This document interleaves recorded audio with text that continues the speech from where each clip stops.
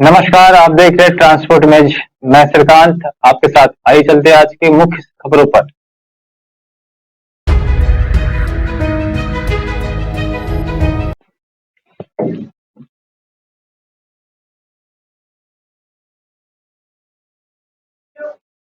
असम मेघालय सीमा पर लकड़ी की तस्करी को लेकर हिंसा, 4 लोगों की मौत, कुछ इलाकों में इंटरनेट सेवा बंद।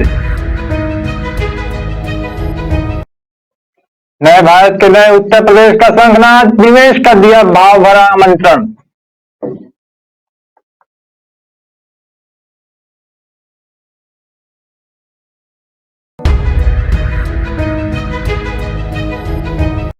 यूपी के 13 साल पुराने मामले में भाजपा सांसद आर.के. पटेल सहित 19 दोषी करार, कोर्ट ने सुनाई सजा।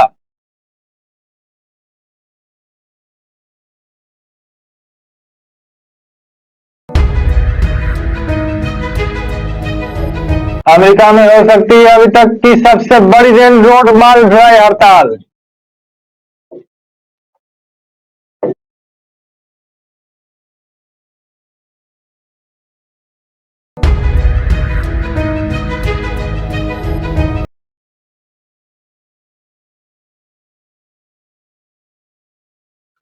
आइए चलते खबरों विस्तार से।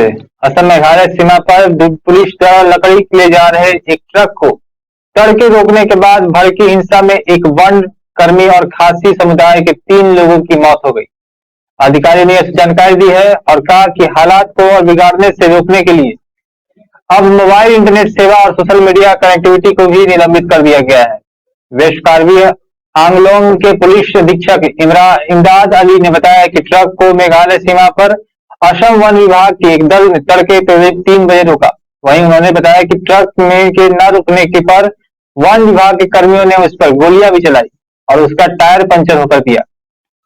चालक और उसका सहायक और एक अन्य व्यक्ति को पकड़ लिया गया है, जबकि एक अन्य व्यक्ति वहां से भाग निकला है।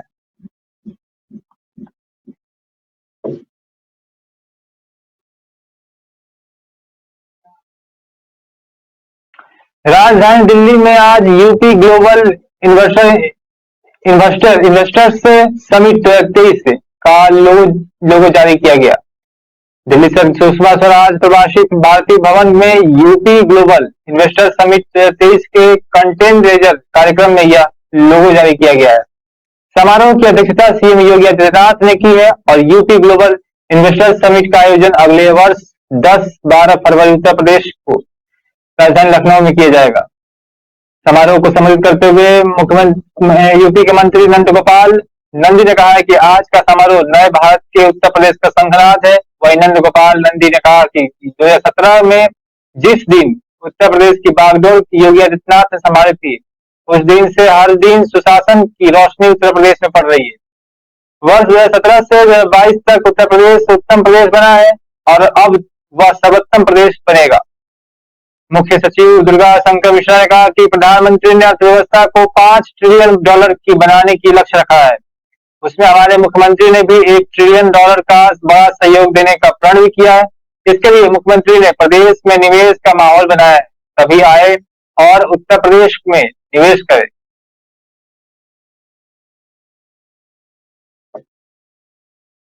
राजस्थान कांग्रेस में जारी कलह के बीच अब गहलोत सरकार का एक और टकराव सामने आया है। इस बार अशोक गहलोत के मंत्रियों का टकराव पायलट खेमे से नहीं बल्कि नौकरशाहों से है। राजस्थान में अशोक गहलोत सरकार के मंत्रियों और ब्यूरोक्रेट्स के बीच टकराव इस कदर बढ़ गया है कि दोनों ने न केवल सामने सामने आ गए हैं बल्कि खत लिखकर एक्शन भी की मांग होने लगी है। एक और जहां आईएएस एसोसिएशन मंत्रियों पर कार्रवाई की मांग कर रहा है, वहीं कुछ मंत्री भी अशोक गहलोत के अफसरों की एससीआर भरने का अधिकार अफसरों को देने की मांग कर रहे हैं। दरअसल अशोक गहलोत के एक मंत्री रमेश मीणा द्वारा जिला कलेक्टर को अपनी बैठक से बाहर निकालने जाने की घटना के बाद आईएएस एसोसिएशन ने मुख्यमंत्री अशोक गहलोत को पत्र लिखकर इस मामले में कार्रवाई की मांग की है। पत्र में आरोप लगाया गया है कि मंत्री ने अपने राजनीतिक लाभ के लिए अफसरों को टारगेट कर रहे हैं और उनकी सार्वजनिक बेइज्जती भी कर रहे हैं।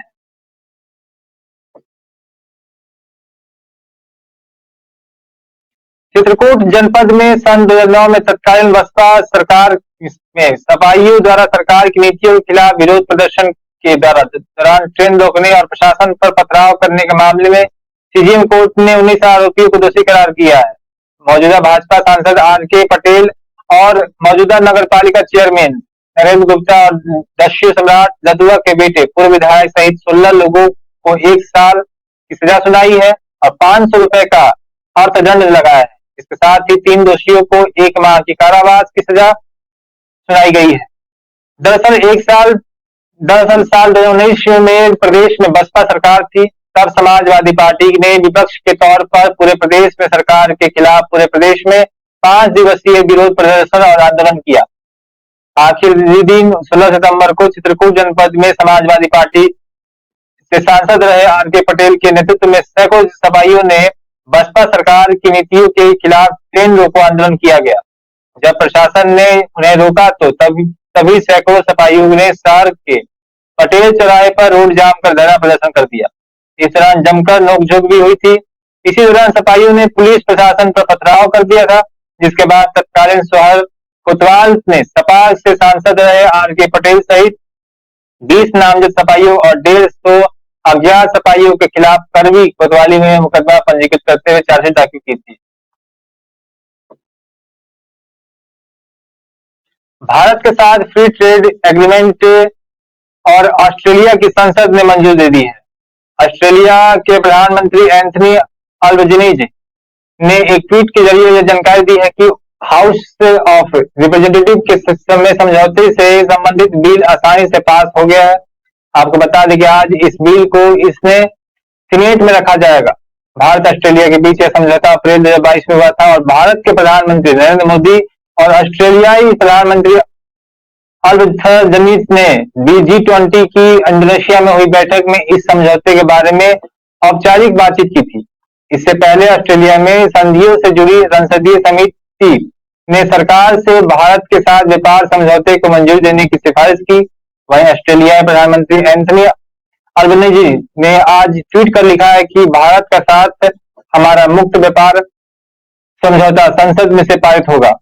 ऑस्ट्रेलिया के व्यापार मंत्री डॉन फेरेल ने कहा है कि भारत ने द्विपक्षीय आर्थिक साझेदारी के प्रति अपनी प्रतिबद्धता को दोहराया है और इससे यह समझौता सिरे चढ़ा है।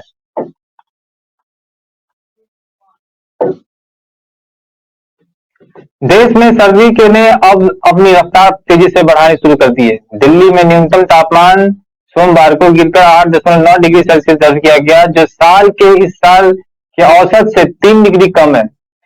मौसम विभाग की रिपोर्ट के अनुसार सूर्यास्त के बाद तापमान और गिर सकता है और 8 डिग्री सेल्सियस और 9 डिग्री सेल्सियस के बीच रह सकता है। हालांकि आज सुबह भी सोमवार की तरह ही ठंडी रही, लेकिन AQI अब भी खराब श्रेणी में बना हुआ है। मौसम विभाग के मुताबिक रात के तापमान में गिरावट हिमालय से आने वाली सर्द उत्तर पश्चिम हवाओं की वजह से है। वहीं भारतीय मेट्रोलॉजिकल विभाग ने कहा है कि दिल्ली में रात का तापमान आज और बुधवार को 9 डिग्री सेल्सियस के आसपास हो सकता है, जबकि गुरुवार से 8 डिग्री सेल्सियस तक पहुंच सकता है। मुंबई में न्यूनतम तापमान 17 डिग्री सेल्सियस तक गिर सकता है, जो कि इस मौसम का सबसे कम तापमान है। रूस यूक्रेन जंग में ईरान निर्मित ड्रोन का इस्तेमाल बढ़ गया है। ईरान के हथियार कार्यक्रम की बारीकी से निगरानी करने वाले देश के एक नए खुफिया आकलन के अनुसार ईरान और रूस अब ड्रोन का उत्पादन शुरू करने के लिए एक नया समझौता शुरू कर चुके हैं। इस आकलन से परिचित एक सूत्र ने कहा है कि इस महीने की शुरुआत में प्रारंभिक समझौता होने के बाद ईरान ने रूस और ड्रोन के लिए ब्लूप्रिंट और घटकों को स्थानांतरित करना शुरू कर दिया है।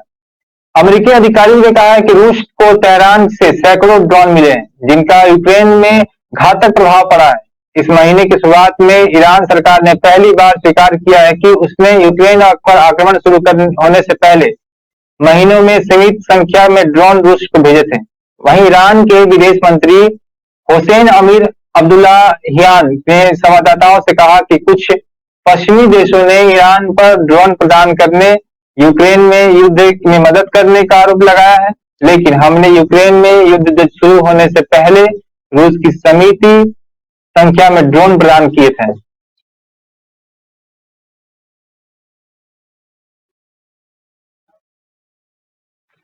दुनिया की सबसे बड़ी अर्थव्यवस्था माल ढुलाई हड़ताल की दहलीज पर खड़ा है। सरकार और यूनियन के बीच समझौता नहीं होने की स्थिति में हालात बिगड़ सकते हैं। जी हाँ, यह बात अमेरिका की हो रही है, जहां रेल रोड कंडक्टर के संगठन ने बाइडेन सरकार द्वारा किए गए श्रम समझौते को मानने से इनकार कर दिया है। इससे अमेरिका में छुट्टियों से ठीक पहले राष्ट्रव्यापी माल ढुलाई हड़ताल होने की आशंका बढ़ गई है। दिसंबर के दूसरे सप्ताह के शुरुआत तक यदि सरकार और यूनियन के बीच कोई करार नहीं होता है, तो अमेरिका वासियों को अप्रत्याशित हड़ताल का सामना करना पड़ सकता है। श्रम संगठन के नेताओं ने सरकार के साथ फिर से बातचीत बहाल करने की बात कही है। वहीं रेल कंपनियों और यूनियन के पास अभी भी 2.5 सप्ताह का वक्त है। यदि दोनों पक्षों के बीच सहमति नहीं बनती है, तो 9 दिसंबर से हड़ताल शुरू हो सकती है। हड़ताल होने की स्थिति में देश को रोजाना $2 अरब का नुकसान होगा। हड़ताल का ज्यादा लंबी होने की स्थिति देश को गंभीर आर्थिक परिणाम भुगतने पड़ सकते हैं।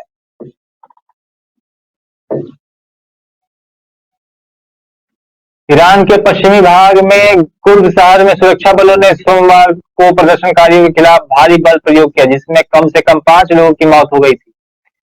कार्यकर्ताओं ने उक्त घटना की पुष्टि करते हुए बताया कि एक दिन पहले मारे गए 2 लोगों के जनाजे के दौरान सरकार विरोधी प्रदर्शन पर आज सुरक्षा बलों ने बल प्रयोग किया है।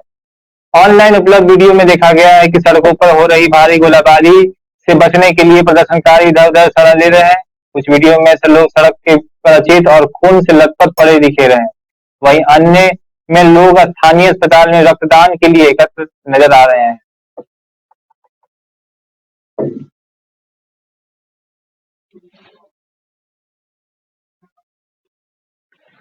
देश की राजधानी दिल्ली की राजनीति इन दिनों गर्मा गई है। बीजेपी और सत्तारूढ़ आम आदमी पार्टी के बीच आरोप प्रत्यारोप का दौर लगातार जारी है। आज बीजेपी ने एक बार फिर से आम आदमी पार्टी पर तीखा हमला बोला है। भाजपा ने कहा है कि यह आम आदमी पार्टी नहीं बल्कि स्पार मसाज पार्टी है। बता दें कि जेल में बंद दिल्ली के मंत्री सत्येंद्र जैन को मसाज करवाते हुए एक वीडियो में सामने देखा गया है। इसके बाद से ही दिल्ली की राजनीति गर्म हो गई। भाजपा और आप में जुबानी जंग तेज हो गई है, जिस पर बीजेपी नेता गौरव भाटिया ने आम आदमी पार्टी और दिल्ली के मुख्यमंत्री अरविंद केजरीवाल पर हमला बोलते हुए उनकी तीखी आलोचना की है। उन्होंने कहा है कि बेशर्मी भी जिसे अपना गुरु मानती है, उस अरविंद केजरीवाल की अराजक पार्टी है। उन्होंने अब कहा है कि मुख्यमंत्री अरविंद केजरीवाल देश से माफी मांगे। गौरव भाटिया ने सवाल उठाया कि संगीन धाराओं में लिप्त अभियुक्त दूसरे अभियुक्त का मसाज कैसे कर सकता था।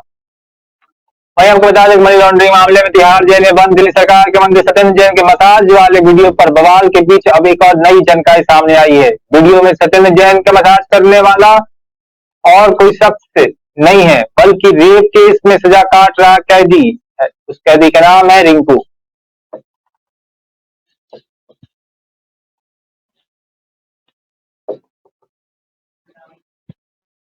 राजनीतिक मंच से वीर सावरकर के मुद्दे पर कांग्रेस और बीजेपी के बीच लगातार आरोप प्रत्यारोप लगाए जा रहे हैं। धीरे धीरे बढ़ती बयानबाजी ने अब प्रदर्शन का रूप ले लिया है।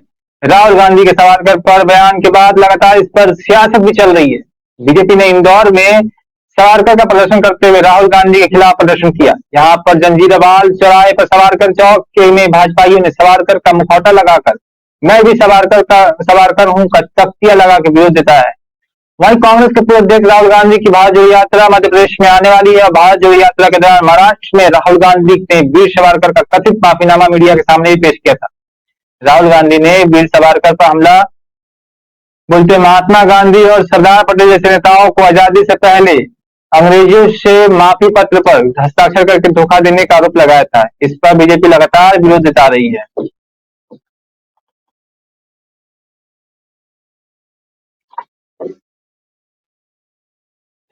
मुंबई के ट्रैफिक पुलिस के व्हाट्सएप नंबर पर पीएम नरेंद्र मोदी को जान से मारने की धमकी मिली है। ट्रैफिक पुलिस ने इसकी जानकारी मुंबई पुलिस के आला अधिकारियों को दी है। वर्ली पुलिस स्टेशन में इसे लेकर एक मामला भी दर्ज किया गया है। जिस फोन नंबर से धमकी मिली उसके बारे में जांच शुरू की गई है। सूत्रों के मुताबिक यह नंबर भारत का ही है। पुलिस के सूत्रों के मुताबिक मुंबई ट्रैफिक कंट्रोल के व्हाट्सएप नंबर पर 7 ऑडियो क्लिप आए हैं और ऑडियो क्लिप में बताया गया है कि 2 लोग पीएम नरेंद्र मोदी को जान से मारने वाले हैं और उन्होंने इसकी साजिश भी रची है। ऑडियो क्लिप के साथ साथ व्हाट्सएप पर कुछ डॉक्यूमेंट्स भी भेजे गए हैं। वहीं ट्रैफिक पुलिस ने मुंबई क्राइम ब्रांच और स्टेट इंटेलिजेंस को ये जानकारी ट्रांसफर कर दी है।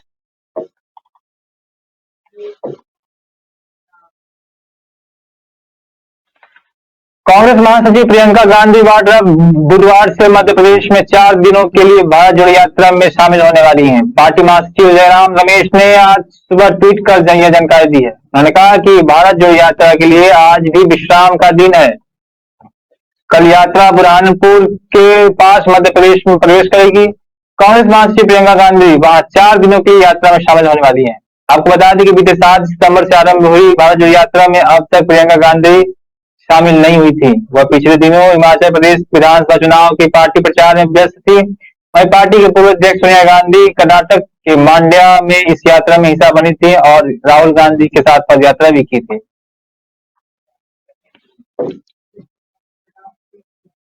बिहार के सभी पंचायतों में 4 वार्डों की गलियां जल्द ही सौर ऊर्जा से रोशनी होगी। मार्च 2023 तक प्रदेश में 32,000 वार्डों में सोलर लाइट लगाने का काम पूरा करने का लक्ष्य रखा गया है। इसके साथ ही अगले वित्तीय वर्ष में शेड वार्डों में भी सोलर लाइट लगा दिए जाएंगे, इसलिए Bihar state power holding company युद्ध स्तर पर काम कर रही है। आपको बता दें कि नीतीश कुमार के ड्रीम प्रोजेक्ट है कि 7 निश्चय योजना पार्ट 2 के तहत गांव-गांव को सोलर लाइट के माध्यम से रोशन किया जाए। ऊर्जा विभाग एवं पंचायती राज विभाग की बैठक के बाद यह जानकारी दी गई है कि मुख्यमंत्री ग्रामीण सोलर स्ट्रीट लाइट योजना के तहत चालू वित्तीय वर्ष में प्रत्येक पंचायत में 4 वार्डों में सोलर लाइट लगाने का काम पूरा कर लिया जाएगा। इसके साथ ही मार्च 2023 से तक 32,000 वार्डों में सोलर लाइट लगाने का काम भी पूरा हो जाएगा। वहीं अगले वित्तीय वर्ष से 23-24 में बाकी बचे वार्डों में सोलर लाइट लगाने का काम पूरा होगा।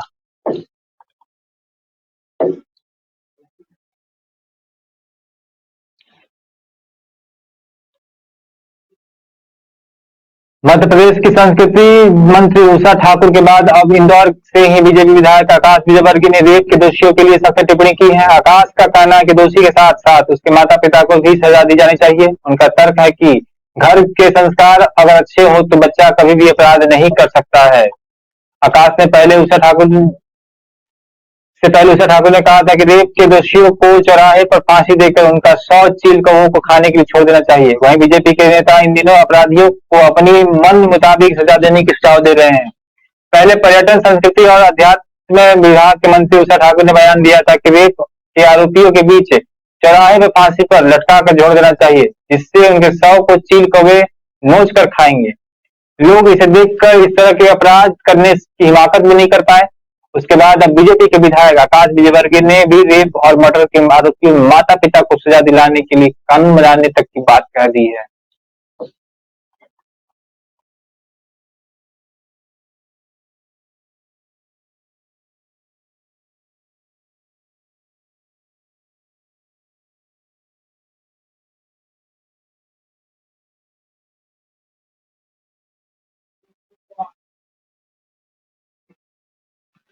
दस लाख रोजगार योजना के तहत आज रोजगार मेले में देश के करीब 71,000 युवाओं को ऑफर लेटर मिला है। प्रधानमंत्री नरेंद्र मोदी ने आज रोजगार मेले में देश के करीब 71,000 युवाओं को ऑफर लेटर सौंपे।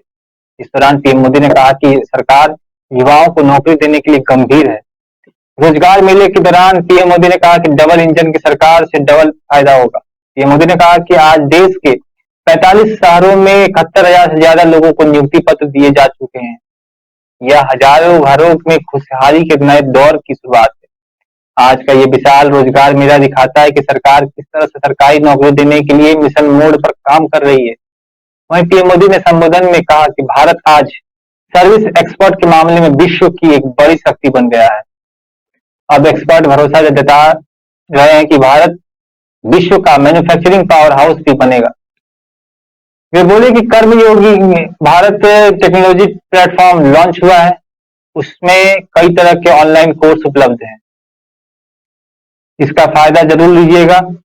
इससे आपको स्किल भी अपग्रेड होगी और भविष्य में आपको आपके कैरियर के में भी इसका लाभ मिलेगा।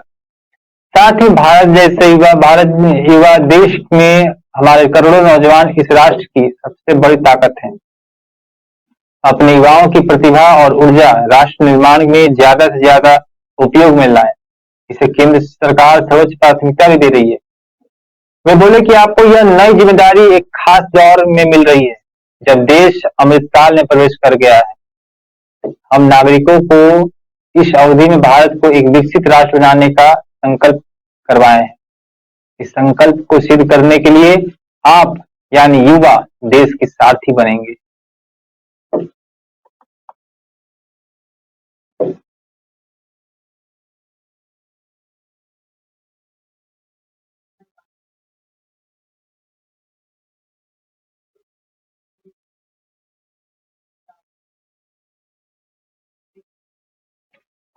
Online shopping, hotel booking, travel booking और रेस्टोरेंट में खाने और सर्विस से जुड़े किसी प्रोडक्ट के बारे में फर्जी रिव्यू लिखना या लिखवाना अब कंपनियों को बहुत भारी पड़ेगा। सरकार ने फर्जी और पेड रिव्यू पर लगाम लगाने के लिए सोमवार को नए मानक लागू करने की घोषणा की है। फर्जी रिव्यूज रोकने के लिए बनाए गए नए मानक 25 नवंबर से लागू हो जाएंगे। एक बार इन्हें स्वैच्छिक बनाया गया है। अगर कंपनियां इन मानकों का पालन नहीं करती है तो सरकार इन्हें बाद में अनिवार्य भी कर सकती है। कंपनी मानक का पालन नहीं करती तो इसे अनफेयर ट्रेड प्रोडक्ट भी माना जाएगा। वहीं भारतीय मानक ब्यूरो यानी BIS ने किसी सामान या सर्विस का रिव्यू करने के लिए ये मानक तय किए हैं। केंद्रीय उपभोक्ता मंत्रालय के सचिव रोहित कुमार ने इन मानकों को जारी करते हुए कहा कि शुरुआत में ये सभी मानक स्वैच्छिक होंगे। उन्होंने कहा कि भारत पहला देश है जिसने सामान या सेवा के रिव्यू लिखने के लिए नियम बनाए हैं।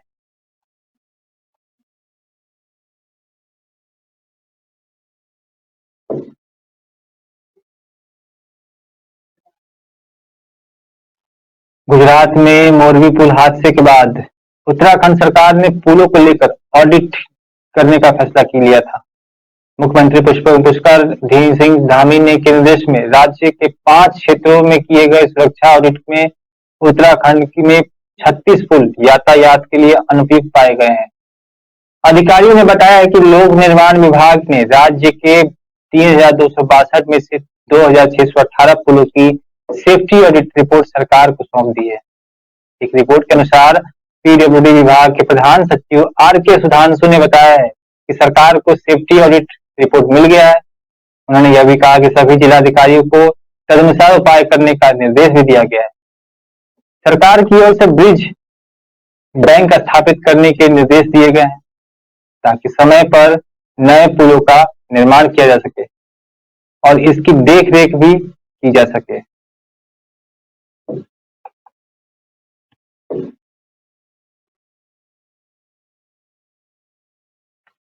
आप देख रहे थे हमारे साथ विभिन्न क्षेत्रों की बड़ी खबरें। आगे की खबरों को देखने के लिए हमारे साथ इसी प्रकार से बने रहें। नमस्कार।